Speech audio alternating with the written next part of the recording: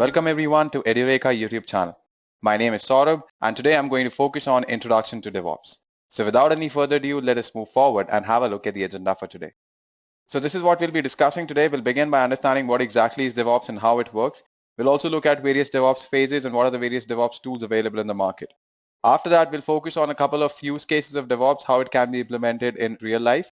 And then finally, in the hands-on part, I'll show you how you can prepare a build pipeline using Jenkins.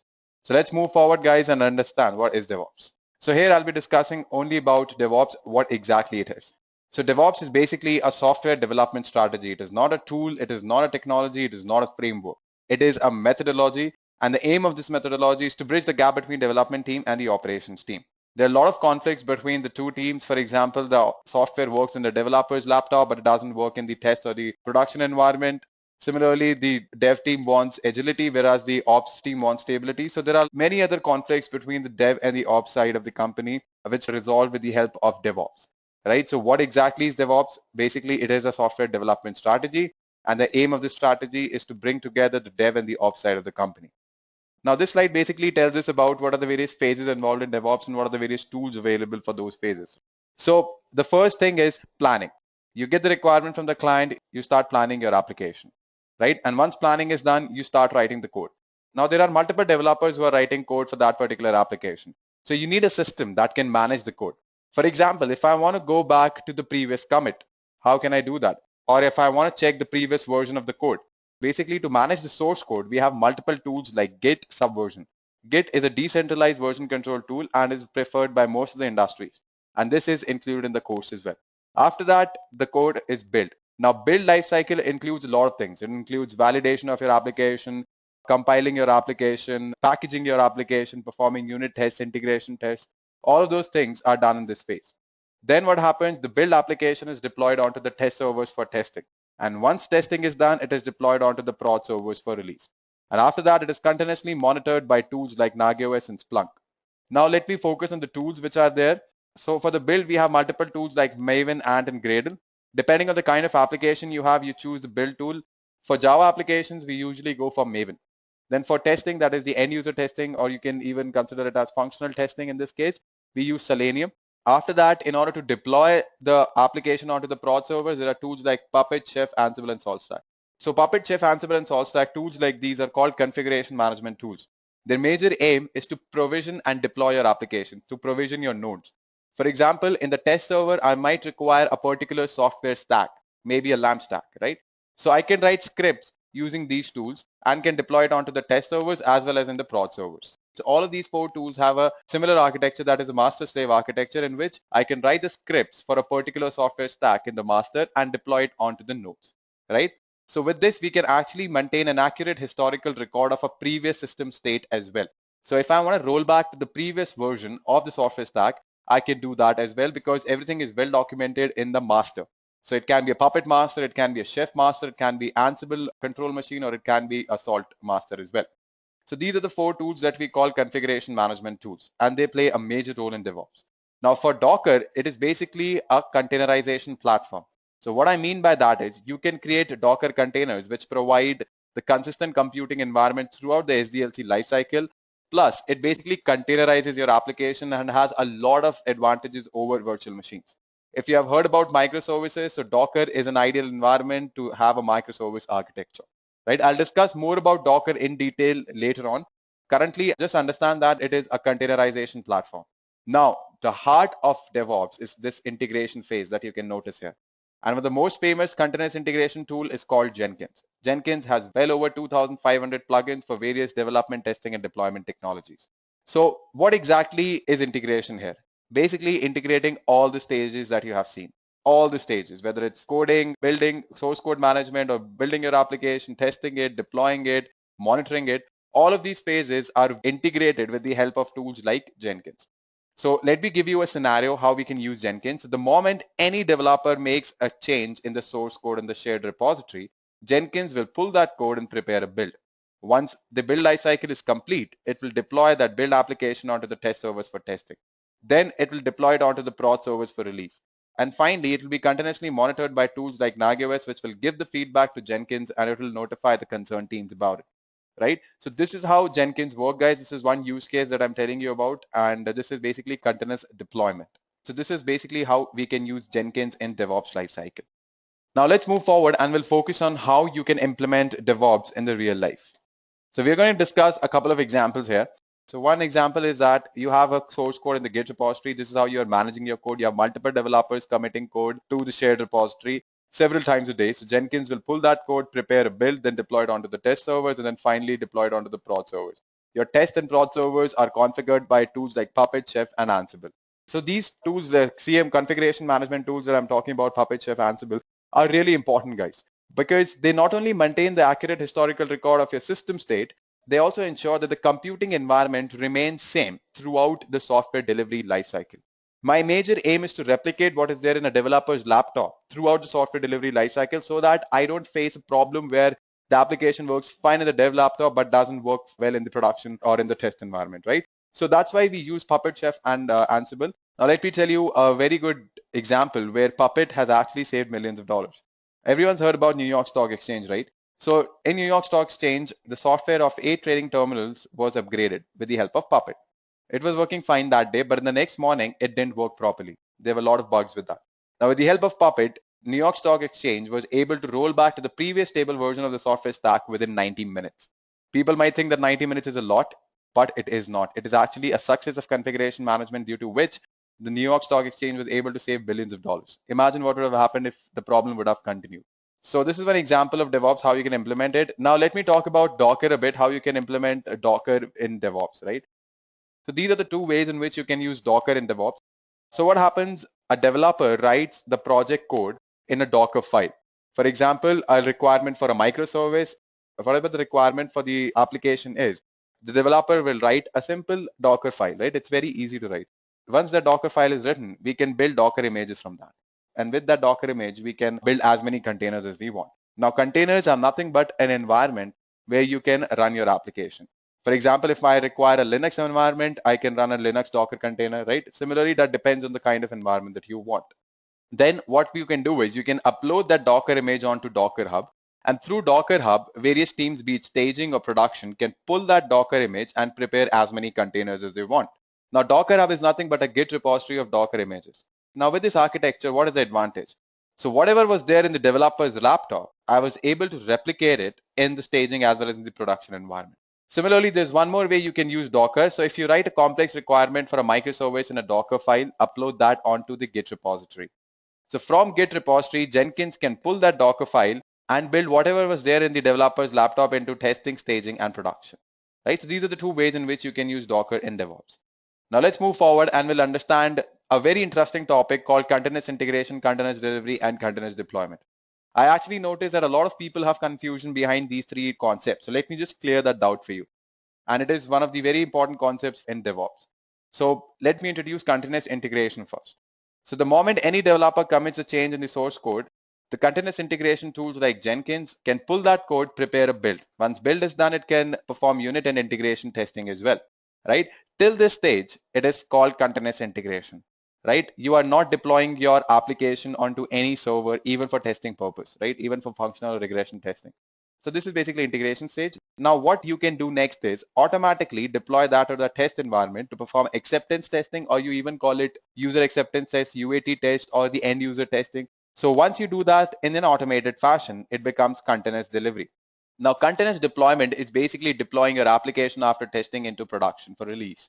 So continuous deployment is something which is not a good practice because even after the end user testing, there might be some checks that you need to do, or you need to market your application, right? So there might be multiple things that you want to do and you don't want it to be automatically released, right? You want to perform a lot of checks before you release it in the market.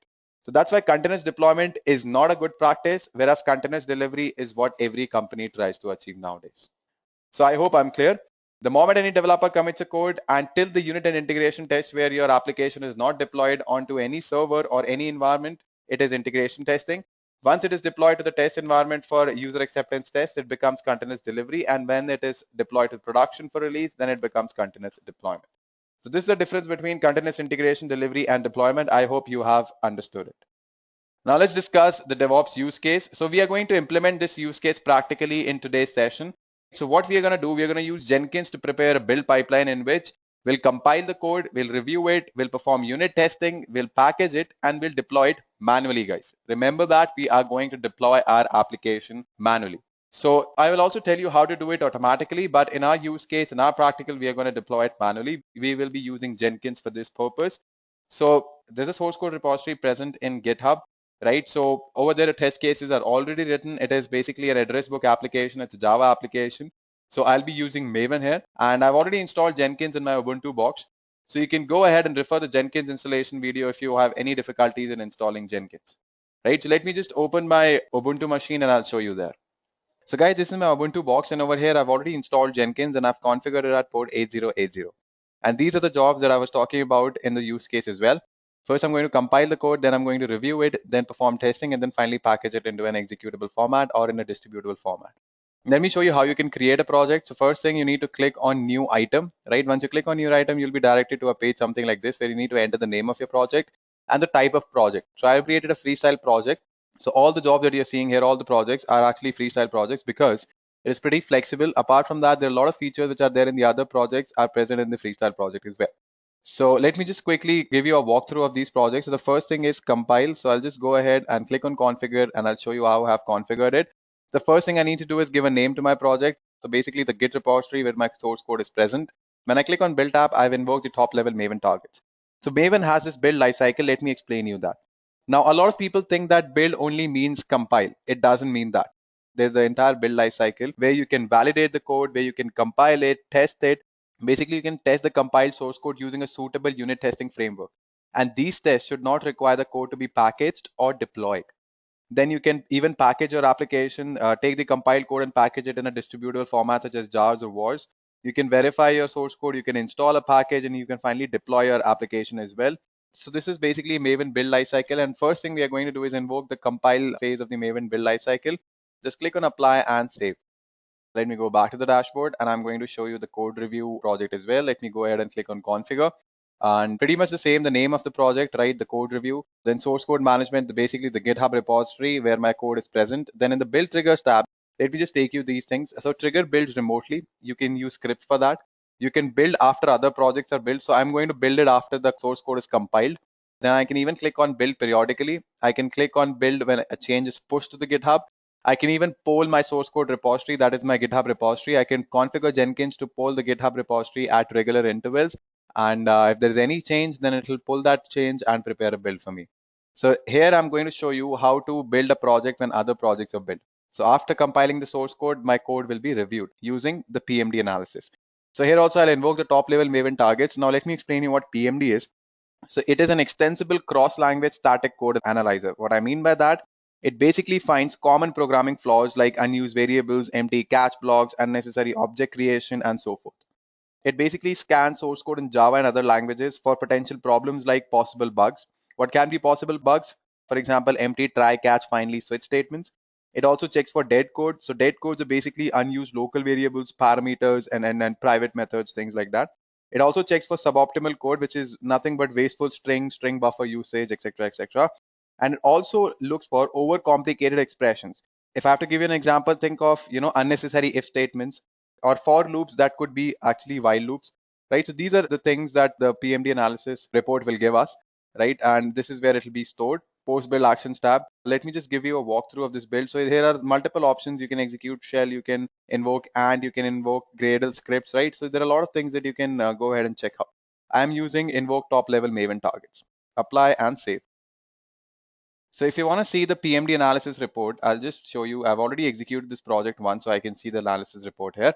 So it says that there's a number of packages, then a number of files present, then there are multiple categories. So there are empty code, which are 4, unnecessary are 5, unused code is 2. Then what are the types of these warnings? So we have, let me just show you, empty catch blocks. There are 2 empty catch blocks, then are 2 empty finally block, and unused private fields are 2, unused plus parentheses are 5. Then let me show you the warnings. These are the various warnings. And if you want to find the details, so here you can find all the details of the warnings that are present in the report. So this was about the source code review. Then let me show you the tests project. So let me just go ahead and click on configure. It's pretty simple, guys, pretty basic. What I've done in the other projects, go to source code management tab. Here you'll find the repository link, build triggers. I'm going to build it once my code review is done. And then I'm going to invoke the top level Maven target, in which I'll invoke the test phase of my Maven build lifecycle. Let me just go ahead and save and apply. Let me go back to the dashboard again, and I'll finally show you how I have packaged my application. So I'll go and click on configure. And over here, you can find that when you go to source code management tab, you'll find the GitHub repository link. Then when you click on build triggers, it'll be built after other projects are built. And finally, in the top level Maven targets, I'm going to invoke the package phase of the build lifecycle of Maven. That's pretty much it. Let me go back to the dashboard. And what I'm going to do is I'm going to create a pipeline view.